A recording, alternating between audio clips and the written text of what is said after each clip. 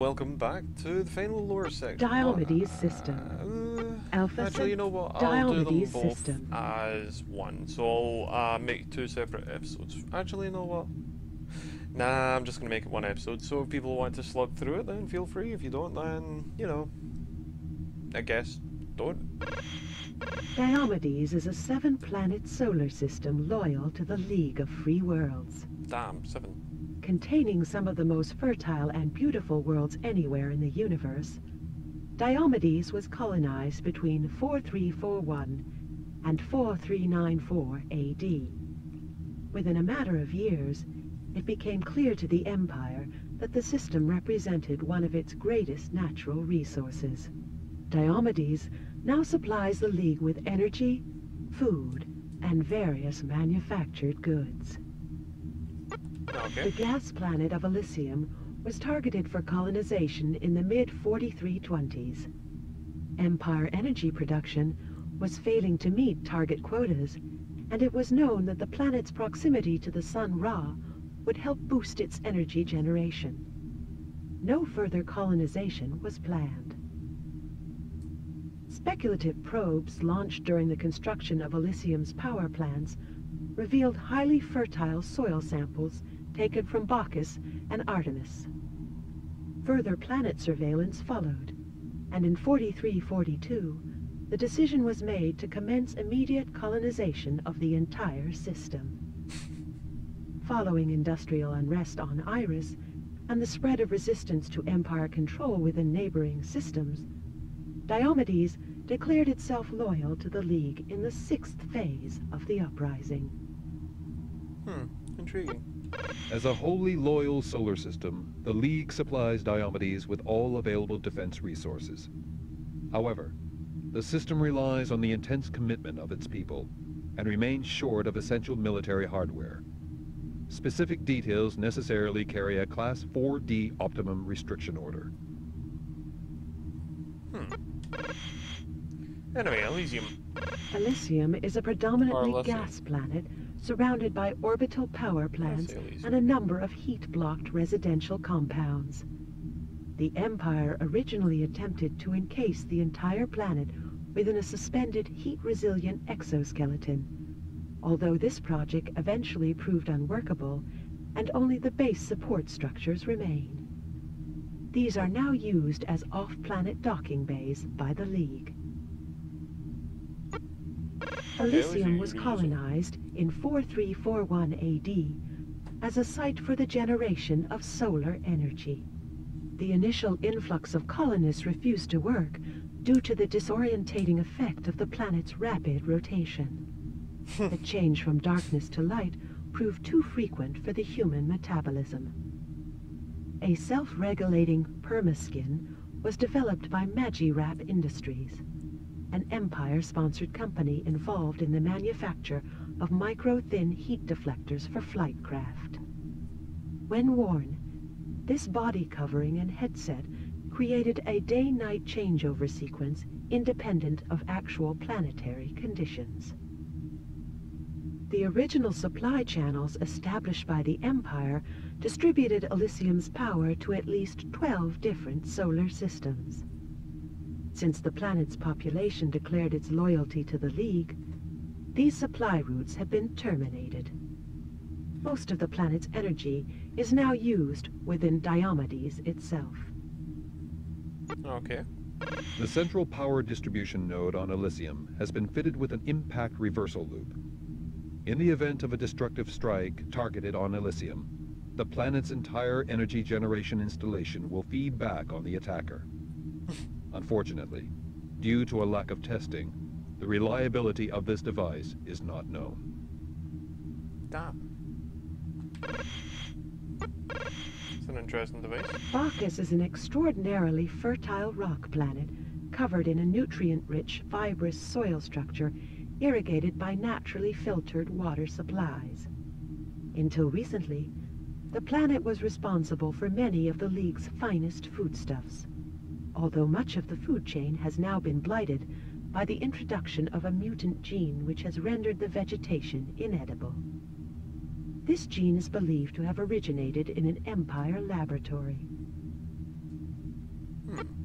colonized in 4349 AD, Bacchus was hailed by the Sentinel Daily Report as possessing the most perfect soil for the propagation of edible materials our scientists have ever studied. Other Empire propaganda ethercasts referred to the planet as a floating farm and the Ball of Dreams. Bacchus's original colonists were permitted to retain 0.0045% of their food output for their own use. The planet's yield was so large that this resulted in a vastly overfed population who became unwilling and unable to maintain the Empire's intensive working practices. Many of the processes were consequently mechanized, and a newly trained workforce put in place. The original colonists were removed and subjected to enforced dietary restriction. Since Bacchus claimed loyalty to the League, it is believed that Empire bioresearch scientists have been attempting to poison the planet's food output. The recent introduction of a deadly mutant gene appears to prove this. The defense of Bacchus has recently become the subject of much debate within the League, as the mutant virus infecting its food indicates that defenses have been breached. Data blanketing measures have been taken, and all distribution privileges withdrawn. All other details withheld. Okay. Artemis. Artemis is a ringed gas planet which specializes in the growth of highly nutritious vegetable produce. Like its neighbor Bacchus, Artemis is one of the most fertile spots in the known universe. Unlike its neighbor, it has so far resisted attempts by the Empire to introduce rogue elements into the food production process, and therefore remains one of the most important League bases. Artemis was colonized in 4362 AD, as it was known to possess a curious suspended soil mantle, which benefited from the presence of a heavy gas sublayer. Following problems with the working practices on neighboring Bacchus, a fully automated production process was introduced. However, after a series of major malfunctions, the Empire's Agricultural Commission introduced a resident workforce. They were given no rights to any of the food they produced. All goods were seized at the time of harvesting and removed. During the industrial uprisings on Iris, which turned the system's loyalties towards the League, the agricultural workers of Artemis dismantled all their machinery and destroyed an entire year's harvest. This seriously affected the AgCom's food budgets and caused famine in a number of isolated population centers. It remains one of the most famous acts of resistance in the League's history. Since the poisoning of Bacchus's food cycle, the importance of maintaining an uncorrupted source of high-quality produce on Artemis has increased. All data referring to the planet's defenses has been withdrawn from the information domain. No further details available. Okay, let's have a look at Lacoon, and I'll be back in a second. Lacoon is a rock planet housing manufacturing facilities dedicated to the production of body-compatible biofabrics. The planet's infrastructure was established by commercial organizations supported by funds from the Empire's Bureau for Technological Advancement.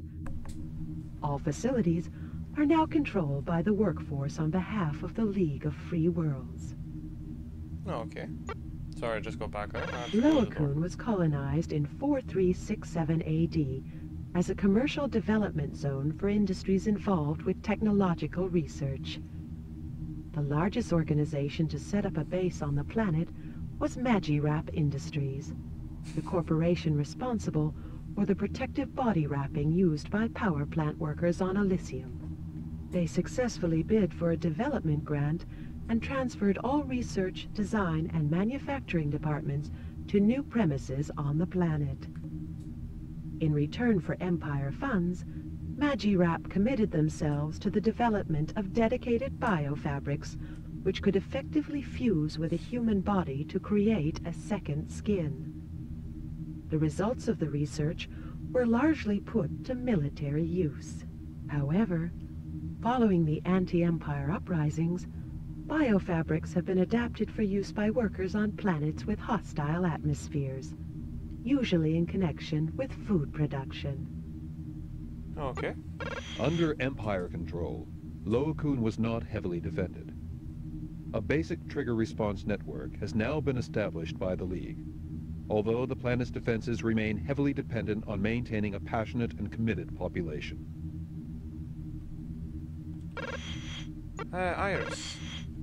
Iris is a mainly gas planet manufacturing much of the specialized plastics applied to official League enclosures in neighboring solar systems. Her voice is very sleepy. Established as an extension of the Loakun Commercial Development Zone, the planet's industrial struggles were responsible for the first anti-Empire uprisings throughout Diomedes. The resident workforce remains highly committed to the League. Okay.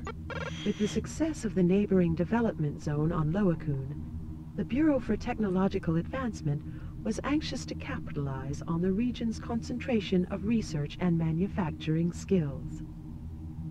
An extension to the development zone was established on Iris in 4378 AD, and a number of high-technology commercial interests moved in. Timac Artifice was the first corporation to make a base on Iris. Responsible for advanced plastic systems to be used in artificial neural components destined for the military, Timac had a history of coercive labor control methods. Following their notorious production line cull, planet-wide rioting gave way to an organized uprising against the Empire. Inspired by rebellions elsewhere, it was the violent action on Iris which led to the entire Diomedes system turning to the League. Iris's airspace is defended by a combination of beam-responsive protasm missiles and blanket sky patrols by League activists. Scan deflectors are in constant operation, as are three-way bombardment warning sensors. Firepower remains medium to heavy. Interesting. Athena. Athena is a gas planet housing a large research community. It is involved in the investigation of zero gravity and its effects on living organisms. Originally testing Mark IV gravity disintegration weapons on behalf of the Empire's Destructive Capacity Group, the League now directs the research towards peaceful ends. Lies! No, I'm only joking. The occupied surface of Athena is constructed from sheets of ready fused porous aluminiac, commonly known as Jeffer's compound. This is in recognition of the efforts of Commander Americ Jeffer to build an observation platform on Athena, from which the rings of Iris could be studied. These rainbow-colored rings are one of the most beautiful natural phenomena in the universe. Commander Jeffer wanted them to be available for Empire colonists to see. He developed a material which could be suspended above the planet's gas surface, but was then dismissed and executed by Empire Command. His discoveries were then put to military use. Now dedicated to non-military scientific research on behalf of the League, the community on Athena revere Commander Jeffer as a man concerned with the pursuit of knowledge and beauty. The Empire could not allow such a man to continue in their ranks, and for this, he paid the ultimate price. Okay. Athena's peaceful scientific community insists on a heavily cloaked defense presence. Low-noise engine casings and restricted impact deflectors are fitted to all craft patrolling the planet. However, there has been no reduction in the League's capacity to defend Athena. All other details are withheld. Okay, I'm just curious. Athena's peace... Nah. I was just wondering if I could do that and have a look at that at the same time. Gratifa is a heavily forested rock planet manufacturing hover vehicles for civilian use. Its forest regions, were originally used as recreation areas for high-ranking Empire officials, while vast expanses were cleared for the construction of industrial manufacturing plants. These were occupied by private corporations, but are now dedicated to the League of Free Worlds. Yay! Colonized in 4394 AD, Gratifa was the final planet in the Diomedes system to be taken by the Empire. It was zoned into industrial and recreational areas. The beautiful forest regions were populated by Empire officials who would be allocated a rest period on the planet as a reward or incentive. Clearance work began on the industrial zones in 4395. Prefabricated manufacturing plants were established alongside low-grade residential estates for the on-planet workforce. In common with a number of Diomedes' other industrial centers, industrial unrest spread from the planet Iris, resulting in a mass shutdown of all Gratifa's commercial properties. The recreational zones were subjected to sporadic arson attacks, which left large areas of forest burnt away. These areas are now used as test circuits for the civilian hover vehicles which are developed on the planet. All means of production on Gratifa are now controlled by the League of Free Worlds. And their information stations. Gratifa is shielded by anti-incursion deflectors and a number of D-4RX response bolts appropriated from Empire weapon dumps. Data is subject to a Code 7 restriction specific to planets with high civilian populations. Military information is low to medium. Privileged access only. Okay. And we'll go back to Diomedes, and then Diomedes, to Alpha Centauri. Alpha Centauri was the first solar system outside Sol to be colonized. Expansion beyond the home system was essential for the nascent empire, as its practice of raiding planets and extracting all usable resources was rapidly exhausting those planets it colonized. The system is now experiencing a vicious civil war between planets loyal to the Empire and those whose loyalties lie with the League of Free Worlds. Okay.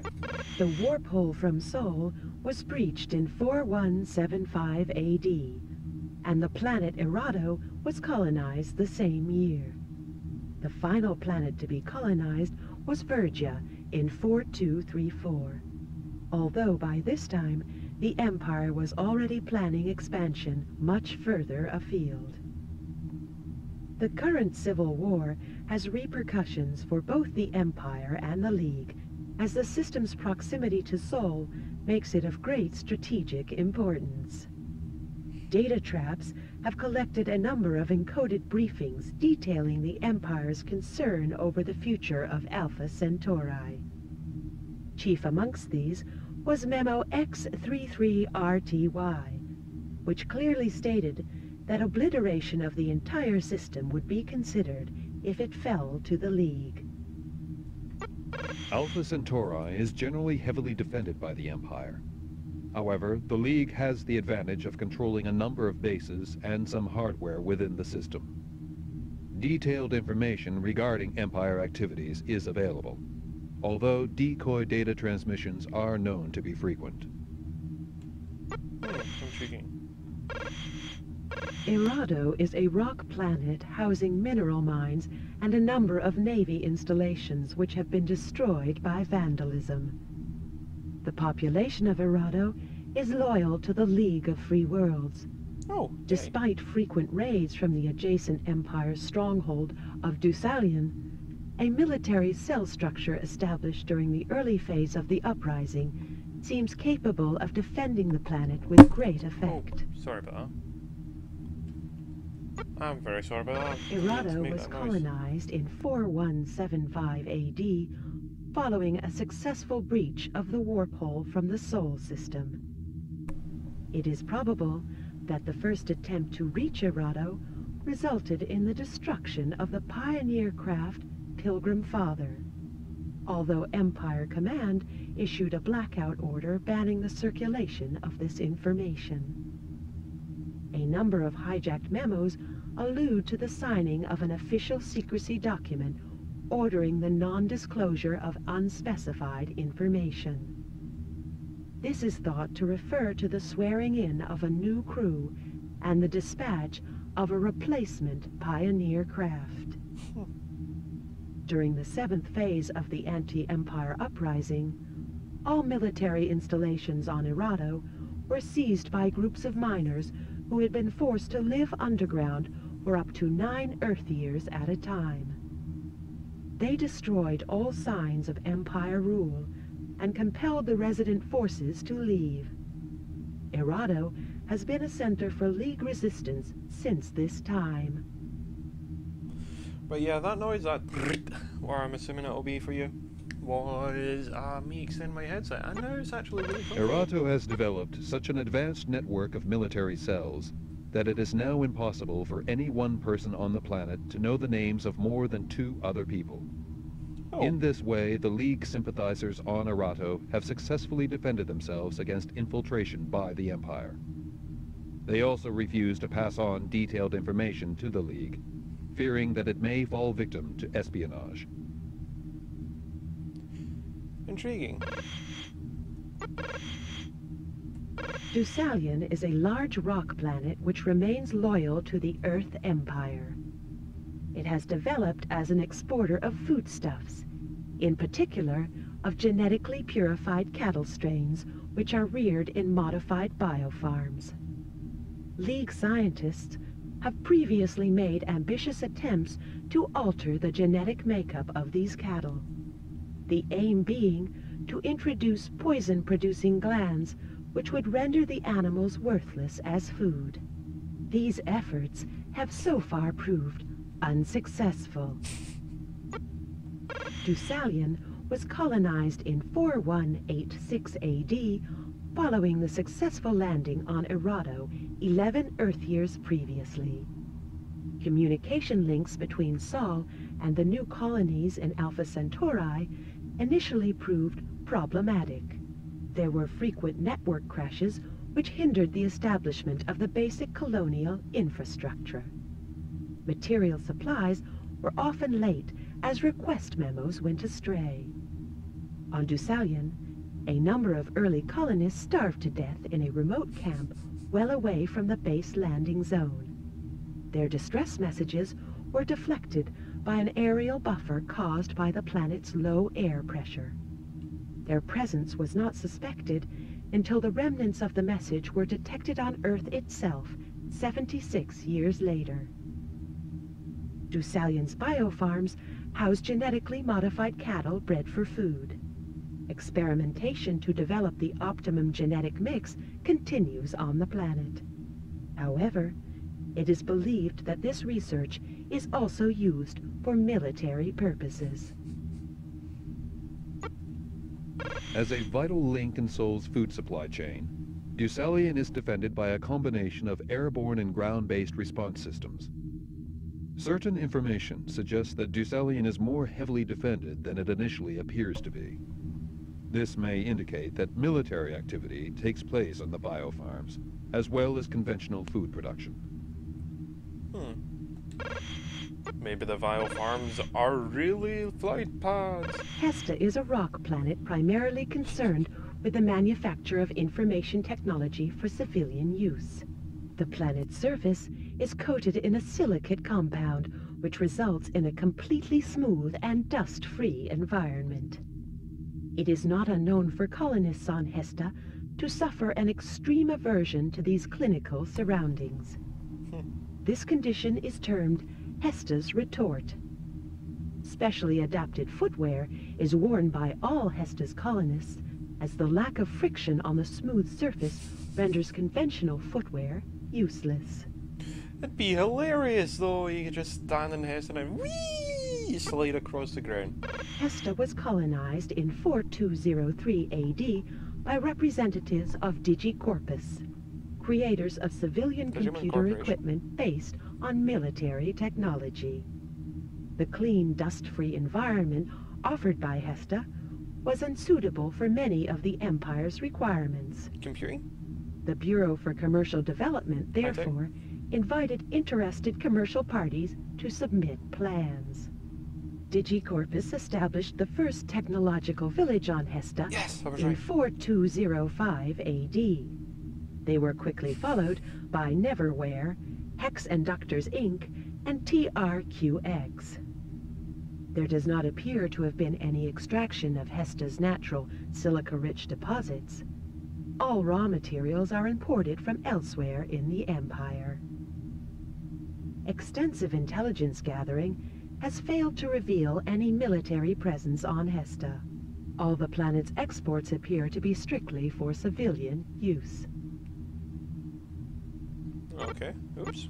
Despite the apparent absence of military installations on the surface of Hesta, the planet has proved impossible for League forces to attack successfully.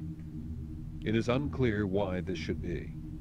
However, it should be assumed that heavily cloaked airborne defenses are present along with highly successful jamming signals. Okay. Ballistus. Ballistus is a ringed gas planet loyal to the League of Free Worlds. It follows a so-called jagged orbit. Consequently, it has been known to lurch violently at various points in its history. This occurs around once every 300 Earth years. Although there seems to be no useful pattern which can suggest when this might happen again. The lurch has occurred once since colonization. Attempts have been made to buffer the planet against damage in the future, but scientists are not confident that these measures have anything other than token value. Ballistus was colonized in 4214 AD as a source of raw gases for power. Basic extraction facilities were established within 1 Earth year, which tore away the planet's outer surface. The high rate of extraction led to severe shrinkage by 4224, and Empire scientists were brought in to suggest ways in which Ballistus could be recycled. Research showed that if waste gas products from certain types of engine were collected and pumped back into the planet, it would begin to reform itself and would, in time, return to its original state.